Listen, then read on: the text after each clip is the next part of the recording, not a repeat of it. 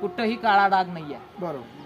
त्याच्यामुळे भ्रष्टाचाराला मी तर थारच देत नाही. भ्ष्टाचार करणं हा आमच्या तत्वात नाही, रक्तातच नाही आहे. कारण आमचा पेशा हा शिक्षक पेशा आहे. आम्ही ज्ञानदानाचं काम करतो. आम्ही कधीही खोटी लबाडी ही भाषा कधीही वापरणार नाही. आणि नमस्ते, मी सुधीर कुलकर्णी, RBN न्यूज मिरज विभाग.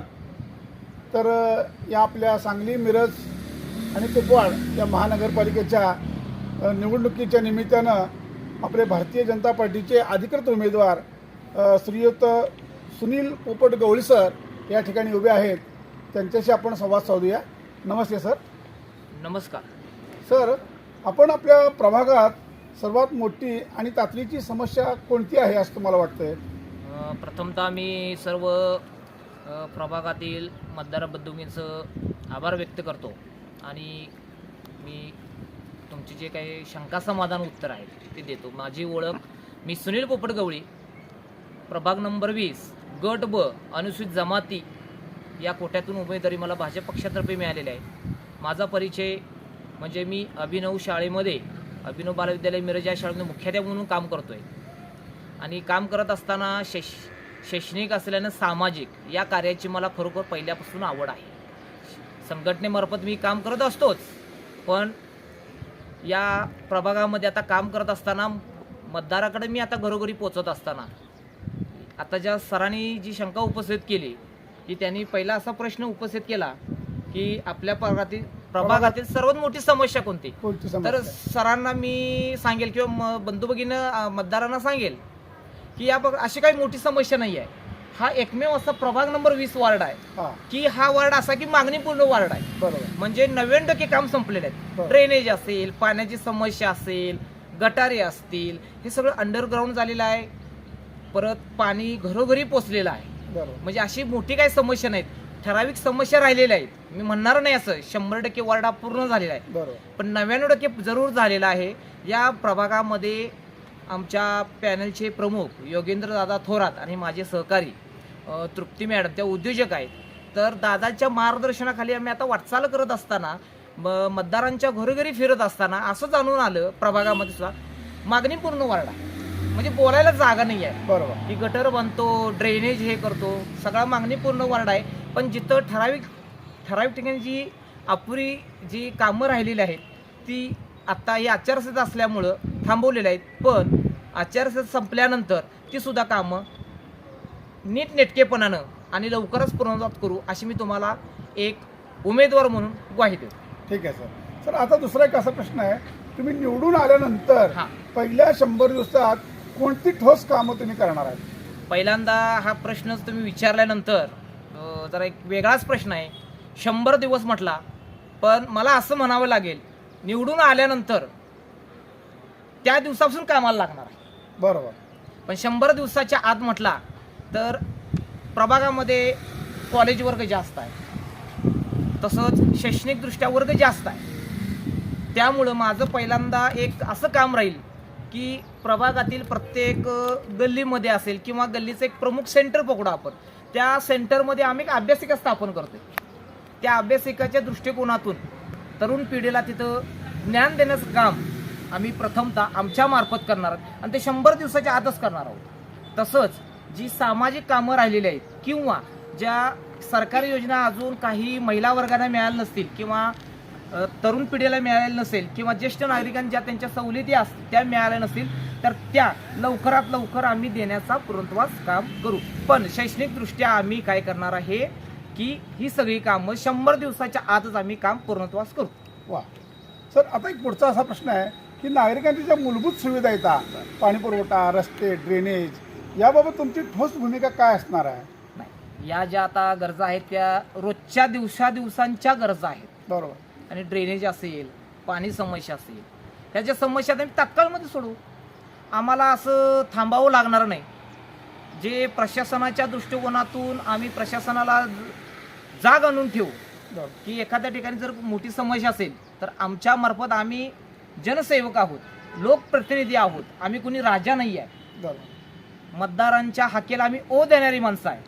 त्याच्यामुळं आम्ही कुणाला असं म्हणणार नाही की एखाद्या मतदाराचा फोन आला, भागातून फोन आला, सर ड्रेनेजची समस्या झालेली आहे, तर आम्ही असं म्हणणार नाही बंगल्यावर या भेटा आणि मला सांगा, असं आम्ही कधी म्हणणार नाही. बरोबर. ते जिथं असतील तिथं आम्ही पोचण्याचं पहिल्यांदा आम्ही काम करू आणि त्यांच्या ठिकाणी जाऊनच काम करू. Okay sir. सर, स्वच्छतेबाबत कचरा आणि त्याचं काय व्यवस्थापन आहे त्याबद्दल कोणता विचार केला आहे?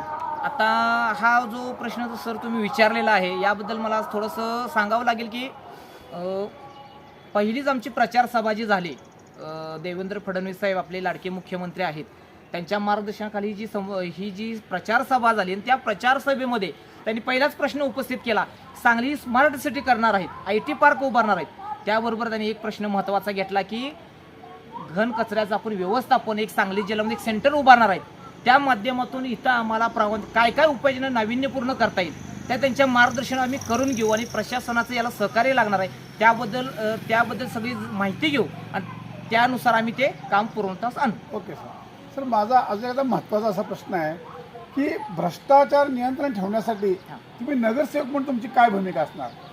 आता भ्रष्टाचार जर तुम्ही त्यावेळी आता बोलला असा विषय, शक्यतो आता ज्या पॅनलमध्ये आम्ही उभा आहे किंवा भाजप पक्षामध्ये आम्ही तिघं उमेदवार आहोत, एक आमच्या सहकारी मॅडम तृप्ती कांबळे उद्योजका आणि आमचे पॅनलचे सर्वेसर्वा आणि कार्यसम्राट नगरसेवक, त्यांच्याबद्दल जर तुम्ही बोलायचं झालं त्यांच्या मार्गदर्शनाने आम्ही काम करणार आहोत. बरोबर. त्यांनी इतकी वर्णात काम केलेले आहेत. खाडेसाहेब असतील आपले आमदार, पालकमंत्री माजी पालकमंत्री खाडेसाहेब होते, आमदार साहेब आता आहेत.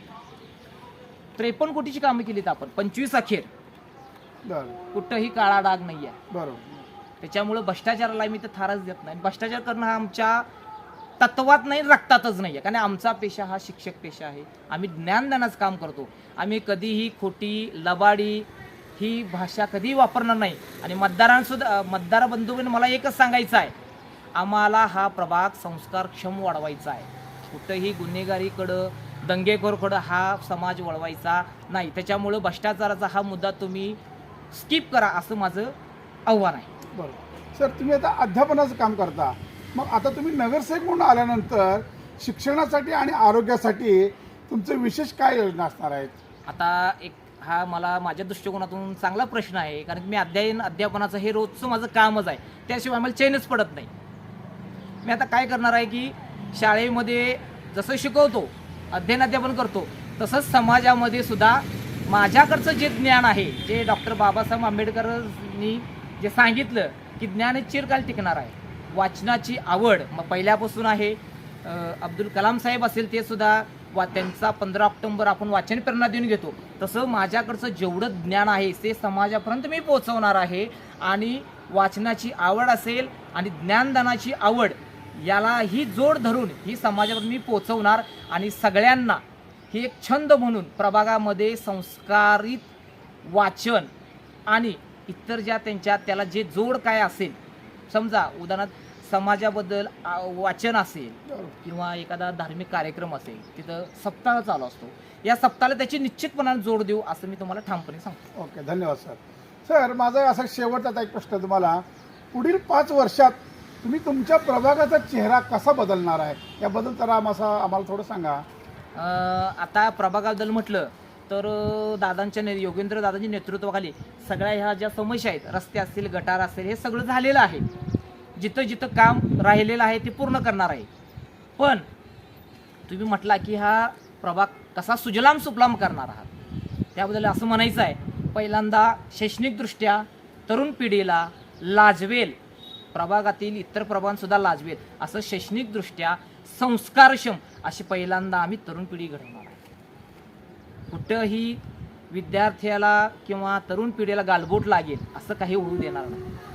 नशामुक्तीपासून वाचवणार आहे. महिलांसाठी शैक्षणिक शिबिरे घेणार आहेत. महिला सक्षम बनवणार आहोत. त्यानंतर जे आता विद्यार्थी पैसे खर्च करून क्लासेस लांब लांब जातात, MPSC असो UPSC, त्या दृष्टिकोनातून अशी काही मला माझ्यामार्फत अशी काही मला टीम उभी करता येईल की आत्ताचा आमचा जो प्रभाग आहे, काही प्रभाग कामगार वर्गाचा आहे, त्यांच्याकडं खरंच पैसे जे आहेत त्यांच्या हातावरची पोट आहेत, त्यांना हा खर्च पेलू शकत नाही. पण त्यांचे जे मुलं आहेत, तरुण पिढ्या खरंच हुशार पण आहेत. अशा हुशार विद्यार्थ्यांना कुठेतरी पुढं आणण्याचं काम मी करणार आहे. त्या दृष्टिकोनातून एक चांगली मोठी अभ्यासिका अभ्यास सेंटर, अकॅडमी या सुविधा मी उभा करून खरंच हा प्रभाग संस्कारक्षम, शैक्षणिकदृष्ट्या आरोग्यदायी, नशामुक्त, गुन्हेगारीमुक्त हे सगळं घडवल्याशिवाय मी शांत बसणार नाही.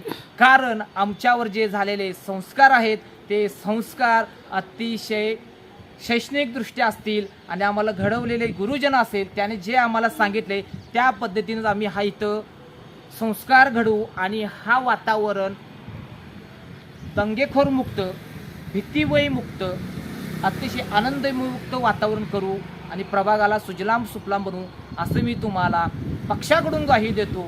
जय हिंद, जय महाराष्ट्र. धन्यवाद सर. धन्यवाद.